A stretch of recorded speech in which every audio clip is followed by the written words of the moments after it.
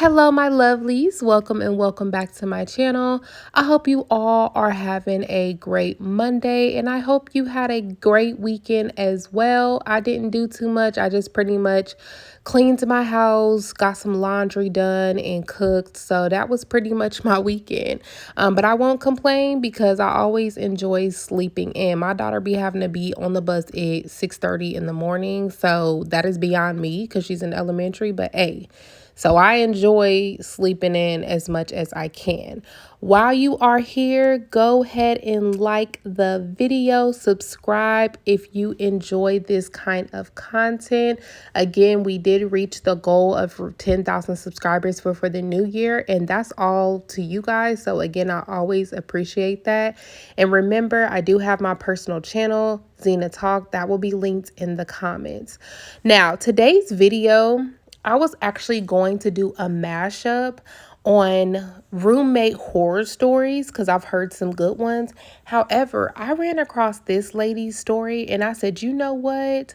This is going to have to be a video by itself because number one, you don't just watch this story and then just move to the next one like it didn't just happen. Like, this is beyond me. Plus, it's long. Altogether it's about like 30 minutes long, so I'm like, yeah, this is gonna have to be a video by itself anyway, otherwise it's gonna be super long if I include other story times in this video. So this is gonna be about a lady who decided to roommate with someone who she was like mutually cool with, but he ended up selling his soul, I guess. And things went downhill after that. And she didn't take him serious at first, but then she had no choice but to take him serious. Now, just a pre-warning before the video even starts, if this kind of stuff creeps you out, if you one of those people who like, oh, I don't want to hear about that, I don't want to see that or nothing like that, go ahead and click off the video because this video just isn't for you. So otherwise, I hope you guys enjoy the video. I will be back at the end with my commentary. Story time about my old roommate who sold his soul to the devil and told me he did. Forewarning, don't watch this video at night. It's been 10 years since I met this person and it still freaks me out to think about. But I figure with it being spooky month, October, I'll share this story. People close to me know about it, but I've never like publicly put it on the internet before. That said, this experience definitely made me feel like people can and do sell their souls. And it's one of the reasons I believe in God and light work and positive things and operate from that perspective with everything that I do and talk about. Okay, so I met him, we're gonna call him Dominic for the sake of the story. I met him 10 years ago. I was at a casting call for an MTV reality show in Chicago where I was living at the time. And at this casting call, there were a ton of people. So they separated us into groups of 20 and they brought us around this big table and they were asking us individual questions about our personality, our perspectives, things like that. There was one guy sitting across from me at the table and I noticed that he was like noticing me every time I talked. He would kind of nod. And then I noticed that every time he talked, I kind of felt myself agreeing with the things that he was saying. So we kind of became like allies around this big group of tables. And at the end of this big group interview, the casting director called this guy, Dominic, me, and then another girl from our group into another room. And he was like, we loved your personalities. We think you guys might be a good fit for the show. We want to keep this interview going. So you're going to just have to wait here. And then we're going to do some one-on-one interviews. So it's the three of us in this room and the guy leaves. And while we're waiting for our one-on-one interviews, Dominic and I start talking more. And I realize that we actually do have a lot in common and we have a lot of the same stances on things, namely spirituality. And we ended up having this really deep conversation about like the nature of reality and spirituality and things like that. It was a really crazy conversation to have the first time that you meet somebody. I feel like we really just like connected on like a super deep level. Like it wasn't just like, how are you? Oh yeah, the weather, blah, blah, blah. Like it was a different kind of conversation, but it was a positive one, or so I thought. So this goes on for like an hour and then finally they call Dominic into the room. He does his one-on-one interview. He leaves. We don't talk again that day. And we hadn't exchanged information or anything like that. So I'm just like, wow, what a crazy conversation. What a crazy first meeting of someone. And we leave. A few weeks go by and I went to a music video shoot. It was a hip hop artist. I was there with my friend and we were getting our makeup done when a guy walked in the room, another actor in the video. And when he walked in, I thought that he looked familiar. And then I realized it was Dominic from this other casting call. And like, I got excited to see him. Like, it wasn't like a romantic kind of interest that I had in him. Like, he was very attractive, but it was more just that connection that I felt like we had as like a friendship or whatever. But I saw him and I was like, oh my God, hey, like we met at this MTV casting interview. And he was also like immediately excited to see me. It seemed like he was like, oh my God, like I can't believe you're here. Like it seemed like fate.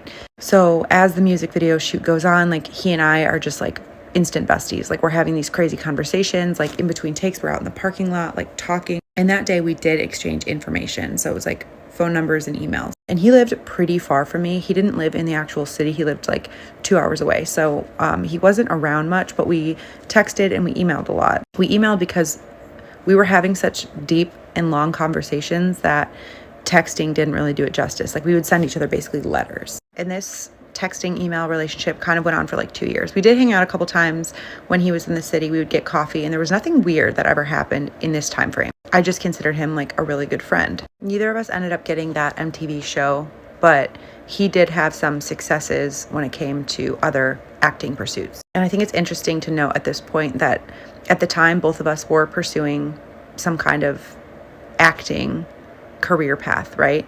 I was just more doing it for fun and because I could and because it came easy. But I do think it's interesting to note that we always hear about people in Hollywood that are like selling their souls in order for fame and money and success and all those things. And I just think it's weird that like this is what we were pursuing when I met this person. Okay. So again, no red flags at this point, like just a deep friendship. 2 years after I meet him, I decided I was going to move to Nashville. I moved here with a friend of mine from Chicago. I wasn't really doing music videos or anything anymore. I actually moved here and I started working at a nonprofit doing an AmeriCorps program in environmental sustainability. And Dominic and I kept in touch when I lived here, but we didn't talk nearly as much as we used to. So the first year of me living in Nashville goes by, and my roommate who I moved here with decided that she was going to move out and get her own place. Like, fine, no big deal. So I needed to find a roommate. And I hadn't mentioned it really to anyone yet besides our immediate friend group in Nashville that I was looking. And out of the blue, about a week after she tells me that she's going to move out of our house that we were renting, I get an email from Dominic and he was just like, hey, how are you? Like checking in. I hope Nashville's going well. I was just letting you know I've actually been thinking about moving there. I think I'm going to. And I was like immediately excited because again, it seemed like fate. I'm just like, wow, like here's my roommate. So I fire back. I'm like, this is crazy. I think you should move. I have actually a room opening up. If you want to just like move in here, you can come check it out if you want.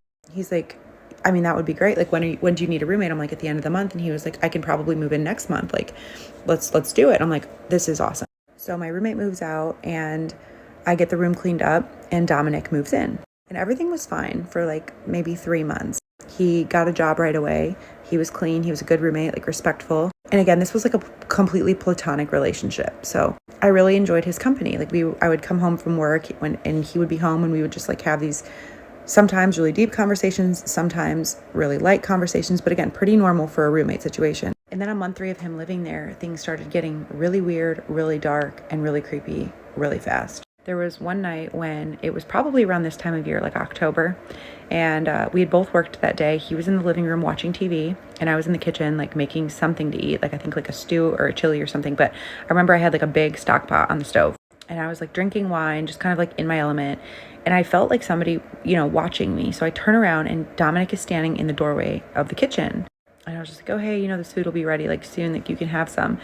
And he just looks me dead in the eye and he goes, I sold my soul to the devil. And I kind of like laughed because that's what an out of pocket thing for somebody to say, right? So I was like, what are you talking about? And he's like, I sold my soul to the devil. I'm not joking. And like, it really just creeped me out. It rubbed me the wrong way. I like felt myself get chills. I felt my like hands tighten around the pot I was holding. But obviously, like, what would you say in that situation? Like somebody that you've known for a few years tells you this, like, so I just thought it was a joke. And I was like, well, what'd you get? Like eternal youth, love, success, like what? And he does not smile at all. Like he's still just like staring a hole through me. He was like, no, none of that, something better. But I can't tell you what it is because it negates the terms of the deal. But it was worth it at the time. And I was like, okay, Dominic, like whatever. And he's like, yeah, I just thought you should know since we're like living together, the devil never just wants one soul. And he literally does this creepy smile. Like it's burned into my memory. Like I wish I could unremember this. He smiles this weird, creepy, toothy smile. And then he just turns around and goes in the living room and like resumes watching TV. So I'm like, what the fuck? So I like stop what I'm doing and I start texting my friend. I'm like, hey, I want to get out of my house. Like, can you meet me? And she's like, yeah, let's just go to like this place down the street. Like, I'll meet you. I'm like, cool. I have this wild thing to tell you. And she had met Dominic. So like she knew that he was like kind of like eclectic, but like I was just like, I need somebody else's opinion on this. So I go to meet her. We stay out for a few hours. It was mostly just because I didn't want to be around him. Like I didn't know what to say after somebody tells you this, you know?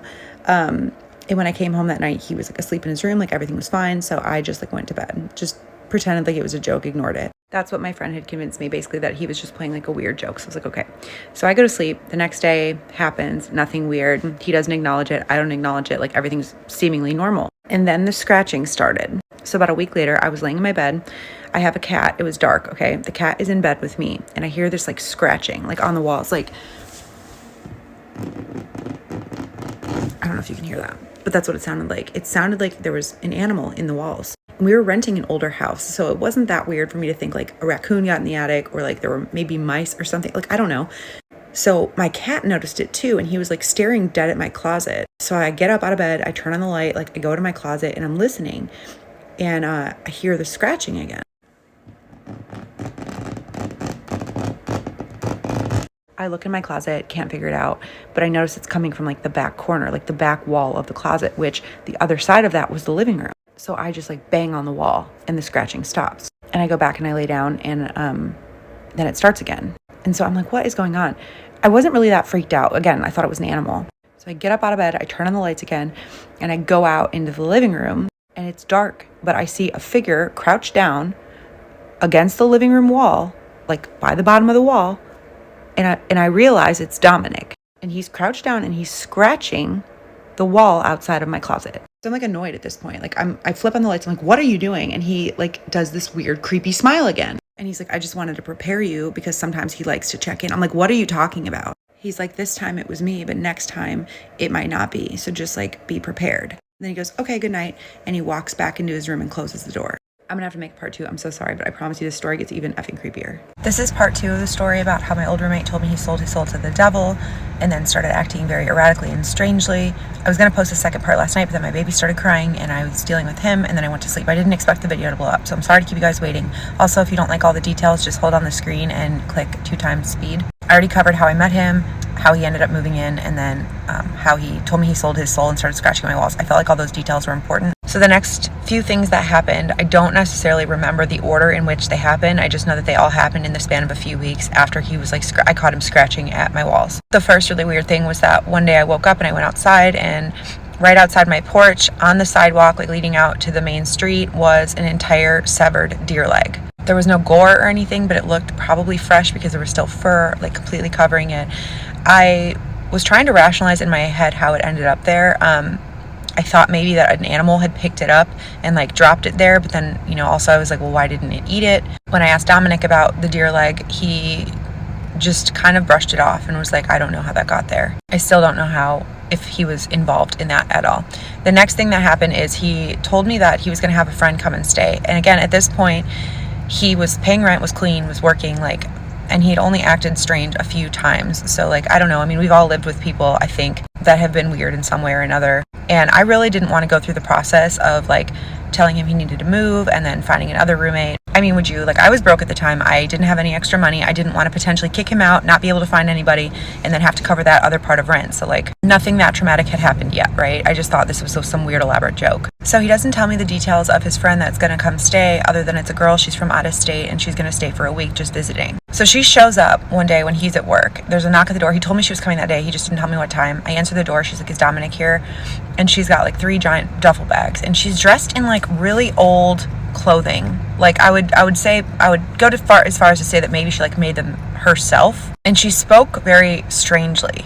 Like, I can't remember specific examples of things she said, but like it would be something like along the lines of like, if I spilled water, she would say something like, lament not o'er water spilled from the jug. Like, it was almost like old English, but that was the entire way that she talked.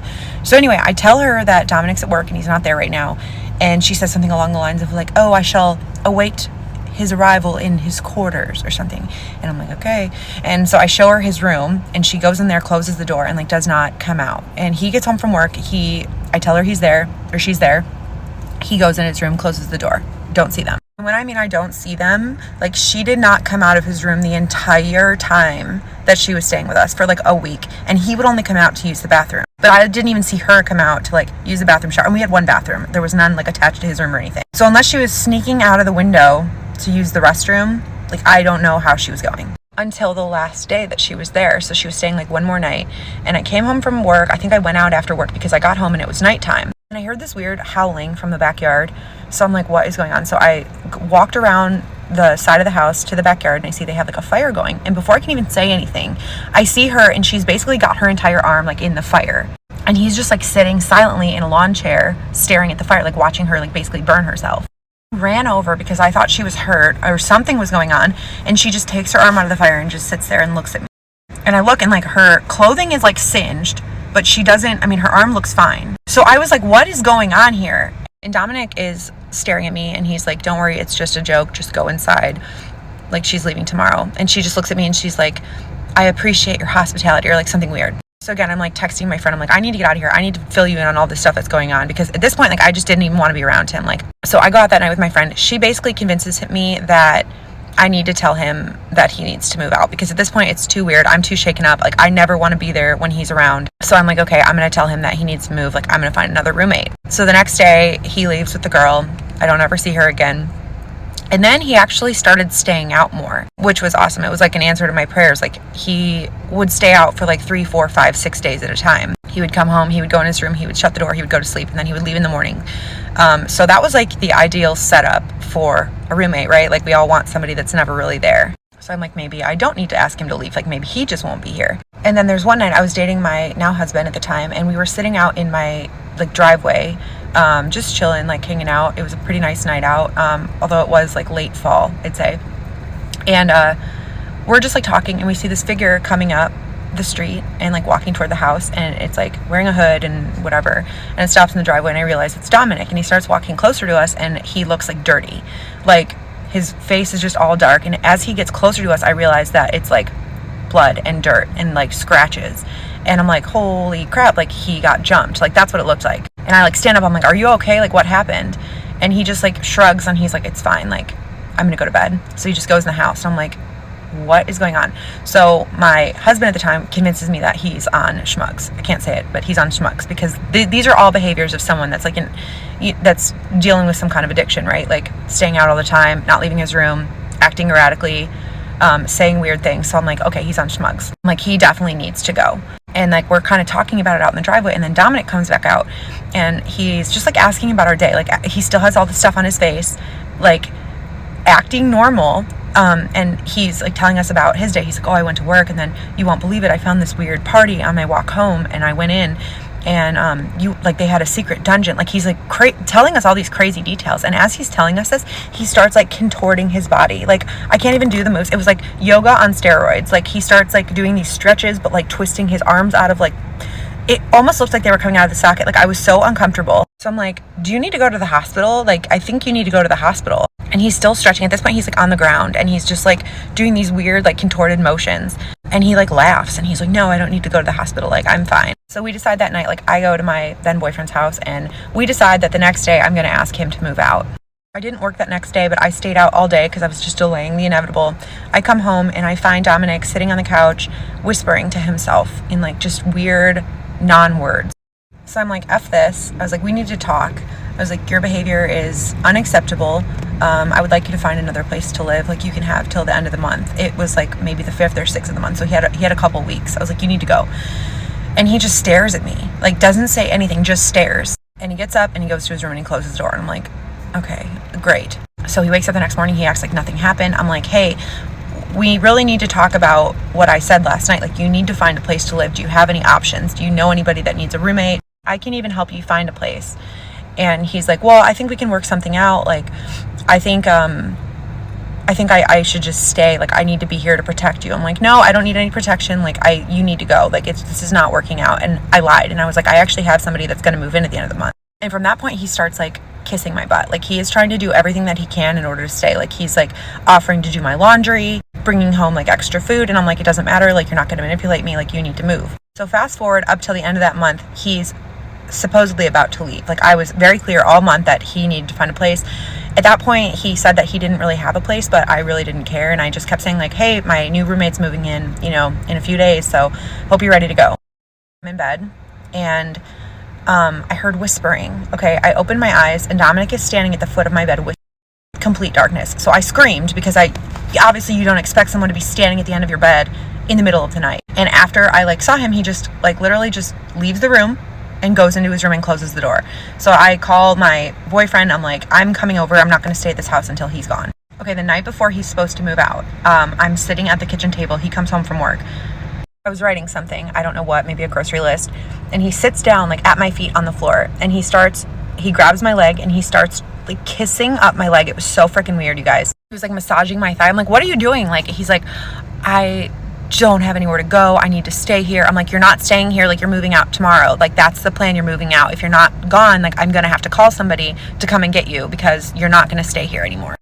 It's enrages him. There was a shelf with a bunch of books and glassware pushed up against the wall, and he just knocks the shelf over as he's walking out. And I'm like, he's out later and he's like, I'm sorry. I don't want to move. I don't want to have to find a place. I'm like, you've had all month. I don't know what else to tell. He goes, okay, I do have a place I can go. Will you walk me over there? I'm like, sure. I'll walk you over there. It was a few blocks away from where we lived. So we leave the house. I was just happy. He literally just packed a couple bags. He's just sell everything else of mine. I'm like, okay, you can come back and get it if you want. He's like, no, I don't want it. Just sell it. So we're walking over to this next house. And it's probably 10 o'clock at night. And it wasn't a busy street, but it was, busy enough. It was a neighborhood. And we're walking and there's this car oncoming. I see it down a little ways in the road. And it starts driving close. And Dominic is in the middle of a conversation with me about how he's moving in with this new person who he told me didn't exist an hour ago. And as the car is coming over, he just walks out in front of the car. This video is ending. I'm posting the next part right now, I promise. Okay, final part about my old roommate who told me he sold his soul to the devil and then started acting crazy. So as I'm walking him to this house that he says he's going to be staying at, he runs in front of a car.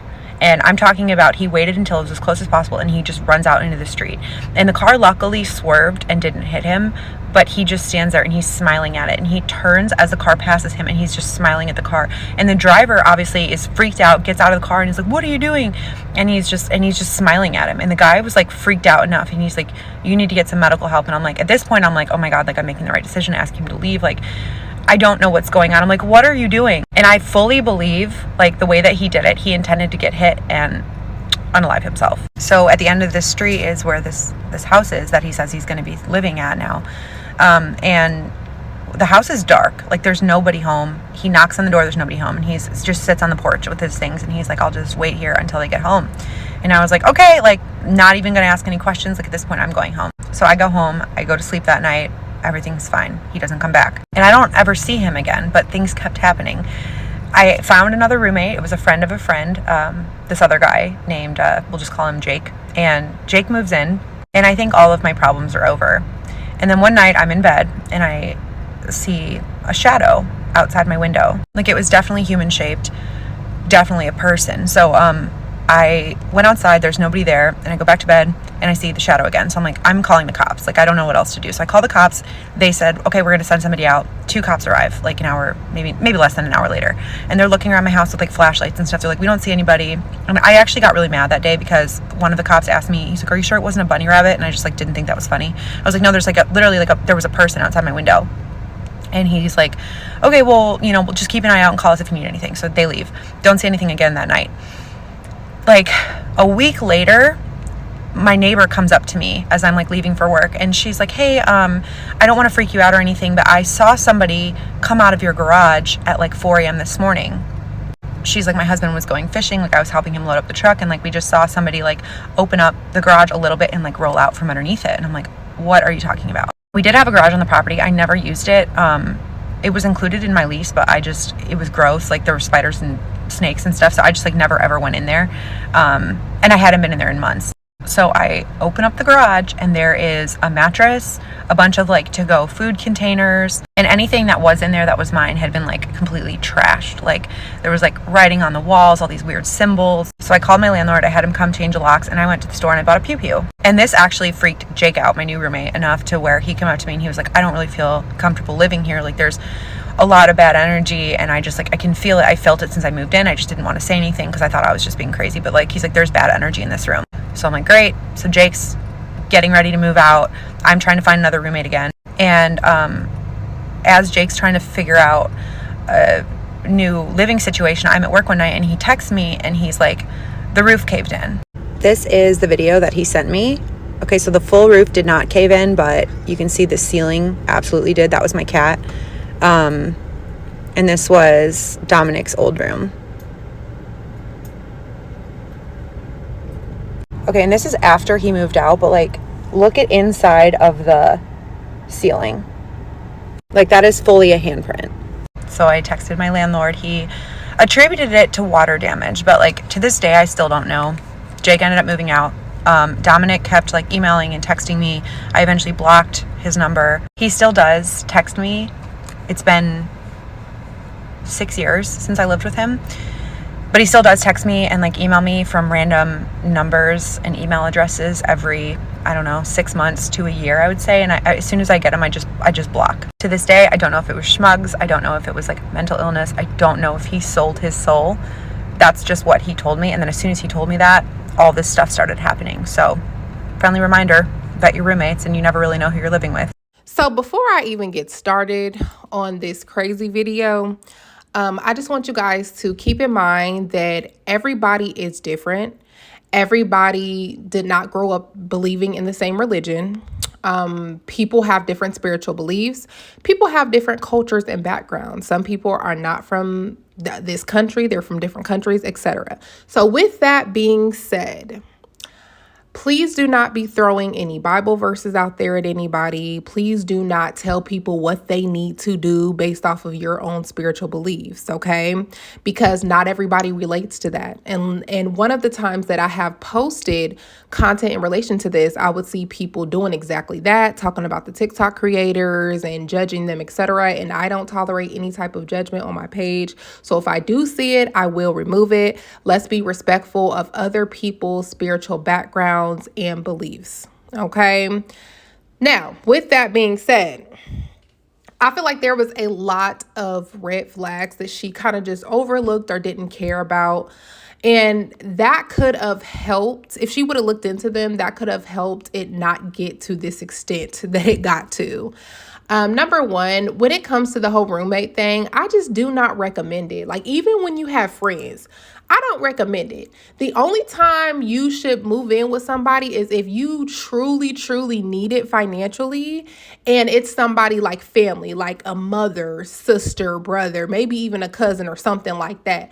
But I do not recommend moving in with like friends, because a lot of times friends fall out when you move in with each other because you don't know them on that capacity. When you're friends with somebody, you meet up with them, you talk on the phone, etc., and then you go about your life, they go on about their life. But when you move in with somebody, you start to see their money management skills, their cleaning skills. If you or they have any kids, their parenting skills, how they just live. And it just might not be in alignment with how you live. And that's how a lot of people fall out. So I just definitely don't recommend it. And too many people, when they get roommates, they just let complete strangers in their house. Like they put something out online, like, hey, I'm looking for a roommate, blah, blah, blah, prefer female, blah, blah, blah, right? And then these strangers apply, they come in the house, etc. And then you just completely let a stranger in your house. They can say anything. You can even do background checks on someone, which will help. I do recommend doing that. But again, you just still don't know what they got going on internally, spiritually. Like if you do a background check on them, unless they went to a mental institution, you're not going to really know like real deal inner demons that they're battling. So if you can avoid a roommate, please avoid it. Just live by your means. If that means, and I know that it's really expensive, and I can't say that for every city, because like states like California, New York, Florida, etc., I know it's crazy expensive. So I can't really just say, oh, go live on your own if you can't afford to. I understand that and I get that, but just try your hardest to live on your own or live with like family if you have to do that. Okay.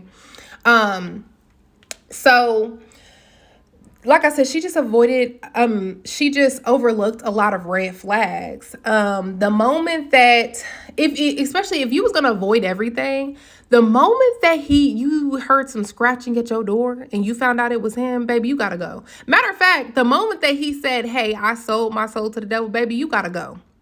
I don't care if it's a mental health thing. I don't care if you're just delusional, you just playing, baby, you gotta go, because I do not play like that. Because now you have allowed low vibrational demonic energy into your home. And I don't know, just like she said, if he was really under under some type of substance or mental health, but I believe him when he said he did that, because just the stuff that lines up afterwards. Like, you have a whole new person who comes into your apartment and said, our house, I don't know if it was apartment or house, and says, no, it was a house because she had a garage, so I'm assuming a house, and says, I don't like the energy in here. Now, this is a complete new person, and I don't know how long she had the home, but I'm assuming that she had it for quite some time, and she had more than one roommate. So if a brand new person is coming in here after that last crazy roommate saying the energy is off, then 9 times out of 10, he probably had real deal sold his soul to the devil. Because why is the energy off like this? Are you playing with some type of low vibrational entities? Like, people don't even know how to clean out their houses. If you are going to allow strangers in your home, why haven't you spiritually cleaned your house out? You need to pray over your house. You need to spiritually clean out your house based off of your spiritual beliefs. If you need to have a priest come in there, have a priest come in there. But don't just have somebody else just come straight in there when you know what just happened.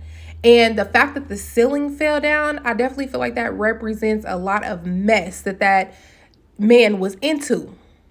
You had a handprint. Oh, no. You just never know. He might have even been like crawling into the walls or something. You just never know. Like, I just cannot. I just can't. So like I said, I just don't recommend it. I don't recommend the roommate thing at all. You just never know what people are real deal dealing with. And if you do so happen to get a roommate, friends or not, you need to have these real deal conversations. Number one, how is your money management skills? If they're your friends, you should already have some type of idea. If they a person who like, oh girl, I was late on my bills this month, or I don't know how I'm about to pay my rent, I don't recommend that you roommate with them. Sorry, respectfully, you're not about to mess up my life, okay? My credit, etc. Like, no, baby, you're not about to do that. Number two, you need to have conversations about what time do they allow company in, what's appropriate, what's not appropriate. Y'all need to have these conversations. Some of these women real deal be allowing men in and out of their home at any time of the day. And if you're somebody who doesn't like that, you prefer privacy, then that's another conversation y'all need to have. I had a homegirl who, she lived in Georgia. She had, unfortunately, a lot of roommate horror stories. And these are people that she knew, she was related to, etc., right? And this girl always wanted to bring a dude in the house. And she'd be like, no, you cannot. No, this person can't come to my house. And I don't blame her. Some men come in literally to case your home. They will send people in there to grab what they need. Y'all are women. They see that there's no men in this house. So we can easily take over these women. You know what I mean? You got to think, like, how do these people live? Who do they let in and out of their house? Like, you know what I mean? It's different if you have a boyfriend, but just random dudes and stuff, like, no. So, like, again, that's conversations that you need to have, like money management, like, you know, who all do you bring in your house? Like, what are the hours that you want company? You don't allow to have company. What are your spiritual beliefs? Like, I feel like if you're somebody who's a Christian, for example, you should be roommating with people who are Christian. If you're Muslim, you should be roommating with people who are Muslim, you know. So that's just my take on it. It's very dangerous spiritually to just allow strangers in your home. You don't know what they're bringing with them. So that's how I feel. Let me know what y'all think. Make sure you like, comment, subscribe. I will see y'all in the next one.